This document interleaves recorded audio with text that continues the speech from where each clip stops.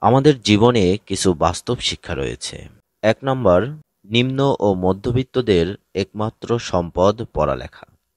এটা ছাড়া তাদের সফলতার আর কোনো অবলম্বন নেই বললেই চলে। ২ নম্বর শিক্ষা, অধিকাংশ ক্ষেত্রেই ভাই-বোনদের ছোটবেলার ঘনিষ্ঠ সম্পর্ক তারা বড় হলে আর রাখে না।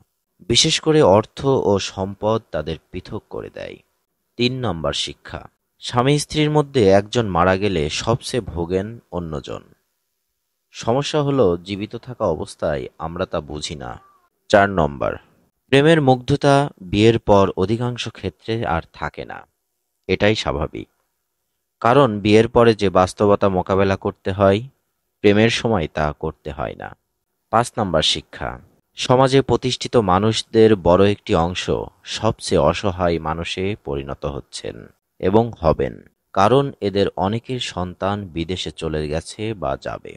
তারা হয়ে যাচ্ছে নিঃসঙ্গ, সন্তান সঙ্গ বঞ্চিত ঘরবন্দি দুঃখী মানুষ। হয়তো আমাদের অনেকেই এ বেদনাবৃত্তে আটকাবেন। আমাদের সঙ্গে থাকার জন্য ধন্যবাদ।